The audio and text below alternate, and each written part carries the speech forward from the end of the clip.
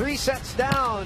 And the Perlas Spikers are a set away, Doc AJ, from a 4th win dito sa quarterfinals. Nagising at they established their biggest lead in this set at 9. Yeah, the Water Defenders came out strong early on in the 3rd set. But towards the middle, biglang mas naging aggressive sa services din yung Perlas Spikers. Getting a couple of service aces of their own. Tapos towards the end, dun na lumabas talaga yung mga rookie errors nung NU Water Defenders. Some service errors, attacking errors, communication errors. So nag-pile up na for Perlas Spikers to have their biggest lead in this match. Which was at 9 at one point. So 2 sets to 1.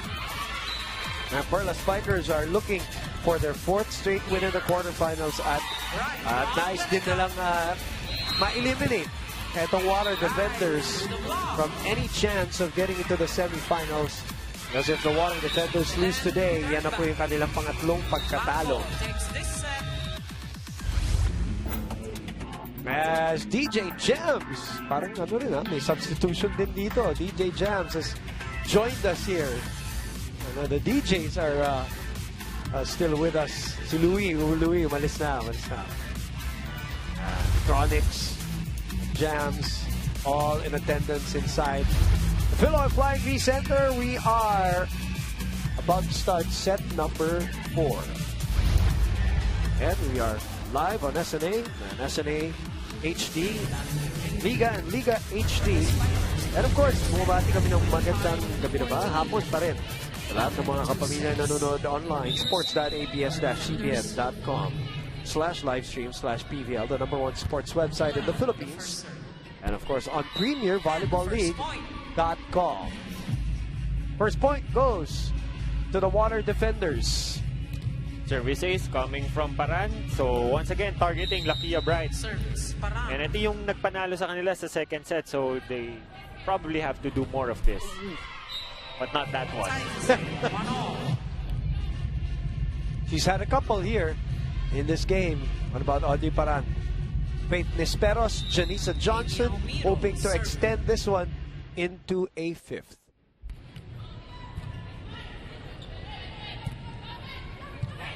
Faith Ferrer. And a free ball. Johnson. Wow, Zia Vasho was there one-on-one. Good read by Zia Vasho. Kasi wala na, single block na lang talaga siya dun eh. And she knew that Janisa Johnson was going for a cross-court attack.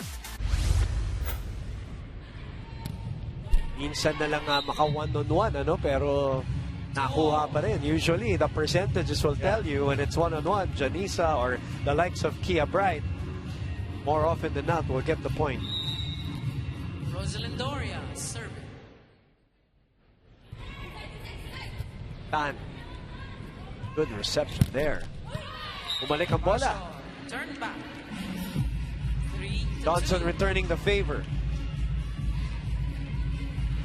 Actually, Giselle Tan is also one of those players na nag-shine in the professional league. You're right. Especially as a libero. Montepila. Off the block. Over Faith Nisperos on that one. 3-0. So now it's Montrepila, Dacoron, and Bright up in front for Perlas Spikers. Their tallest and probably their strongest rotation so far. Yeah, cross-court. Cross-court at mukhang front-court spike pa yun, para kay Janisa. Let's look at that. If it was a front-court attack. Yeah, front-court landing bola. Halos, Halos. Yun yung gusto nating matchup. Let's see how Lakia Bright will respond to that. And as usual, Kia Bright's both legs are really heavily wrapped. Oh! Coach Bong wanted a stepping violation for Faith Nisperos, but lumabas naman ang bola rin. Yeah, and actually, it was actually called. It was. Okay. Legal attack.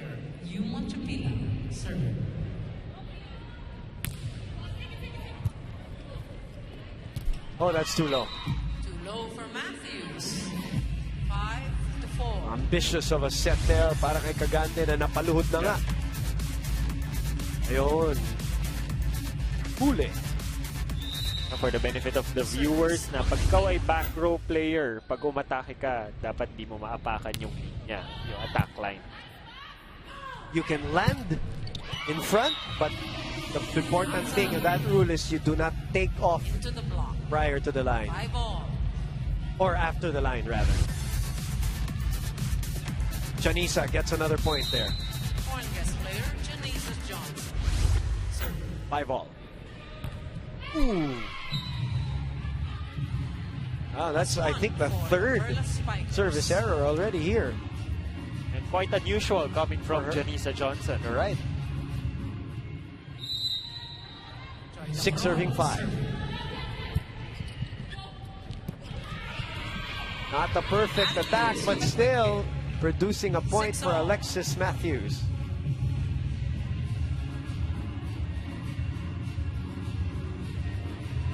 6-all. Set number 4. Foreign guest player, Alexis Matthews. From BaliPure. Back-to-back service errors for the water defenders. Not in their best interest. Kahit maaga pa. Kahit hindi pa masyadong noticeable yung mga service errors, but it's slowly piling up for them. Lalo na ikaw yung naghahabol in terms of sets dito. Down 1 set as Bright sends it to Johnson. Cagante. Montripila. Chance ball here for the water defenders. Cagante will go to the middle. Nobody touching. Outside And shot. it's a point for the Perlas Spikers who are in the lead 8-6. First technical timeout. 8, BanKo. 6, BaliPure. Samantha Villanueva on your screens there at the bench. Nate Tajima and Nicole Tiamzon for the Perlas Spikers who are ahead 2 points here. 8-6 make that 9-6. Ball is out. 9-6. So another attacking error for the water defenders. No check there. Ang tumama yung bola sa net. Dun nag-bounce off. Bright.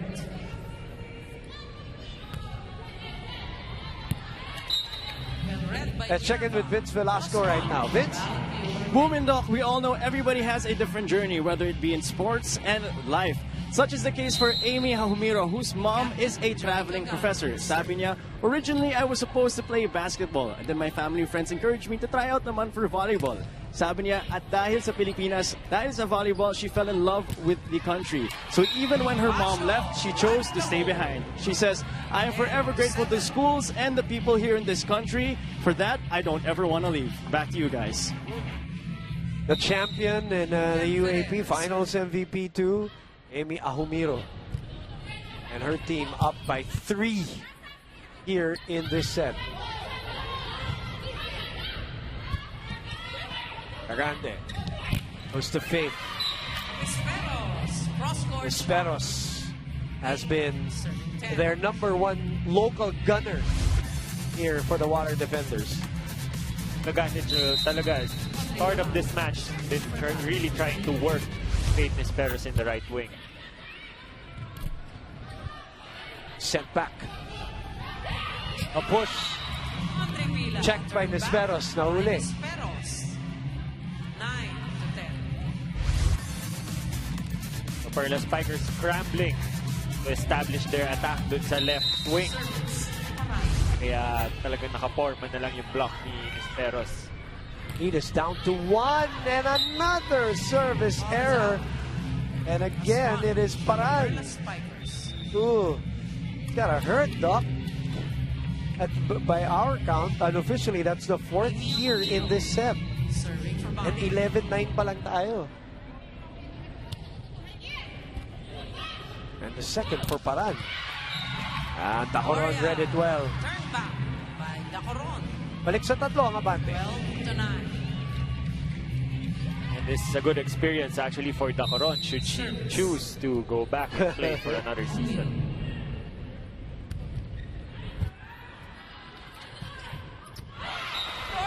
Good reaction there by Doria. 10-12. Medyo mababa na yung set. So at least hinabaan niya na lang yung kanyang palo para hindi sumapit sa net. Londoria serving. Eurus Water Defenders. Right. Ferrer hinabol. Another chance ball here. Agante. Matthews. Dacoron read that one well too. 13-10.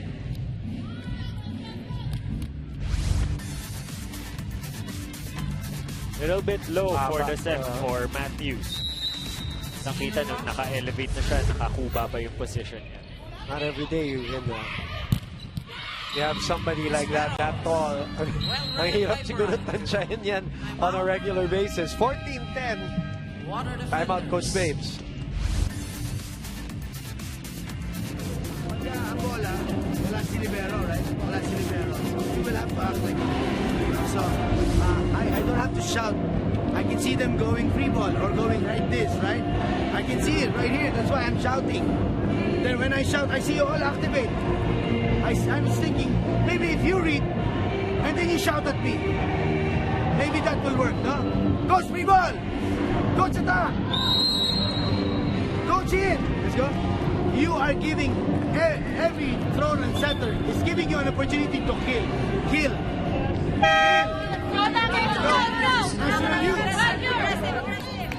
The Spikers on top. At the service 14-10. Coach Babes' team is down 4 and down a set. So actually, he's just asking for a little bit more initiative from his players. Not all the instruction has to come from him. Good read Johnson. Turn back. on JJ, Janice Johnson.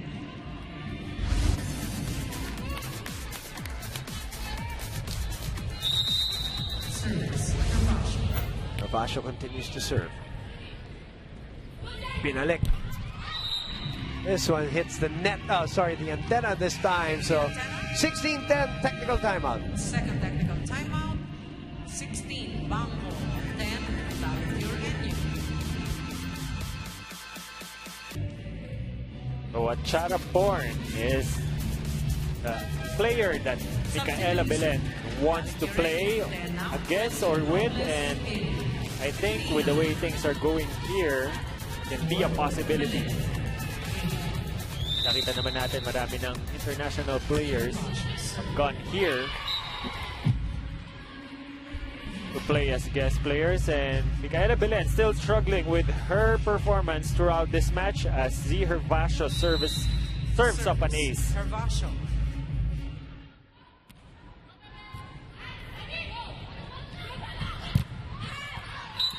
Another attack error for the Water defenders as 10.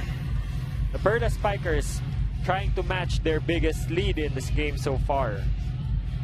Pero delikado ito, no, Doc? Because this is already over the second half of this set. And Z Hervasio has been serving for a very long time. And finally, Alexis Matthews puts a stop to that. Kanina pa. 18-11. Belen is back also para sa Water defenders.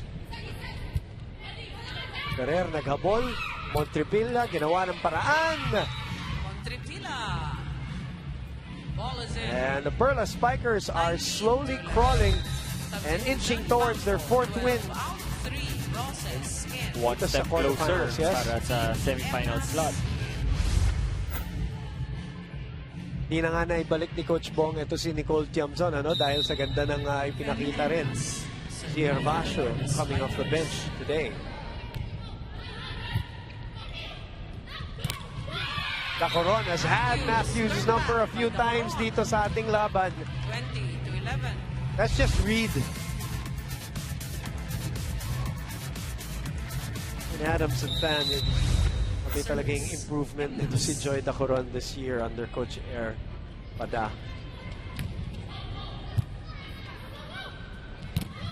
Pinapabawi. Pinabawi ulit. And this time they'll get a point from a net infraction. 12-20. And if I were Joy Dacoron, I'd gladly go for another final year with Coach Air. Why not, right?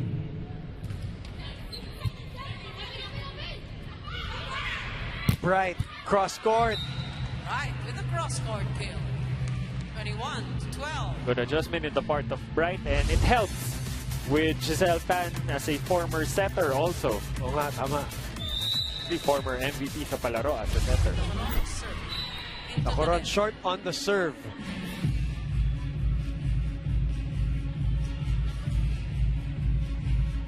Alexis Matthews. Foreign guest player for the serve. 23 points on 22 attempts. Or 22 attacks, rather. Right. Make that 24 From the right. on 23. 22-13. And not even counting it yung mga digs. Yes, exactly. Ni Lakia Bright all throughout this match. Service receptions. Dahil siya nga tina-target, ano? He has a really strange serve, but it's very effective. Belen finally gets a point there in the middle. Is it too little, too late? Itong ating BanKo save of the day.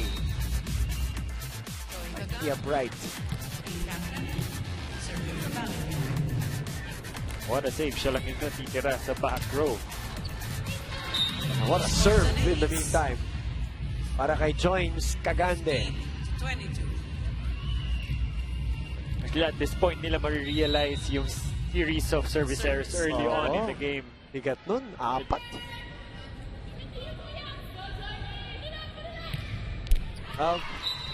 Make that 5. 3 point for the Perlas And Spikers. 2 points away from a 4th straight win. Substitution. Perlas. And all in all, a 6th straight win. Going back to the preliminary round.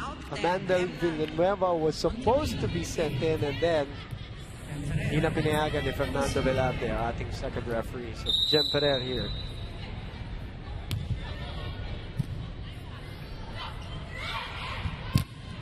That's it.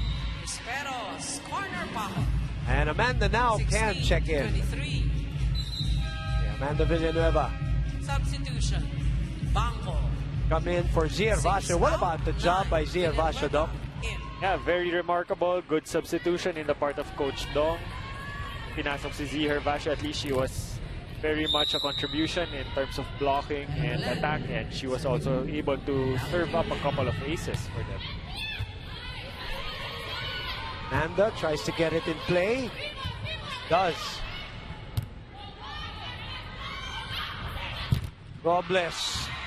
Robles gets a hit out. 17-23. Off the hands of Amanda Villanueva.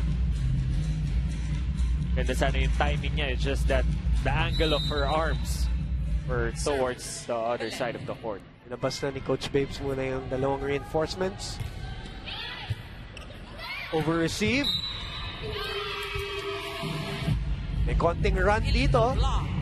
A mini run by the Water Defenders, prompting a timeout from Coach Bong. Spikers. Making strong serves, ha? Oh, ready yung receive, ha? You expect na re-receive ka dyan. Okay, one good pass lang. Jem, alam mo na gagawin mo. Okay?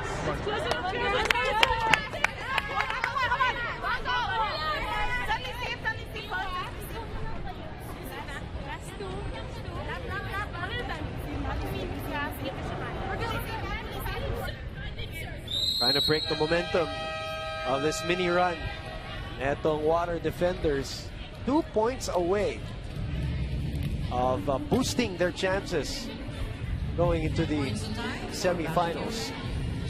Coach Dong just making a strategic timeout just to make Belen not go for an aggressive serve. Kinuha ni Tan. Binigay kay Montrepila. And we are at match point. The spot. In between the blockers. Now at match point. Nakita ni Montrepila na hindi nakasarado. Doria. Pero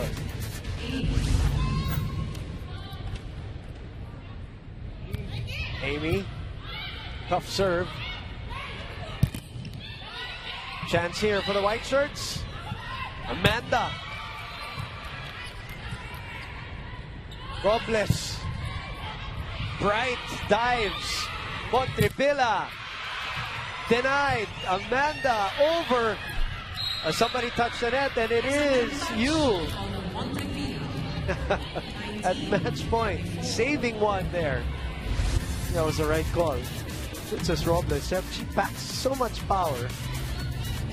But look at that save by Kia Bright. Bouncing off the floor.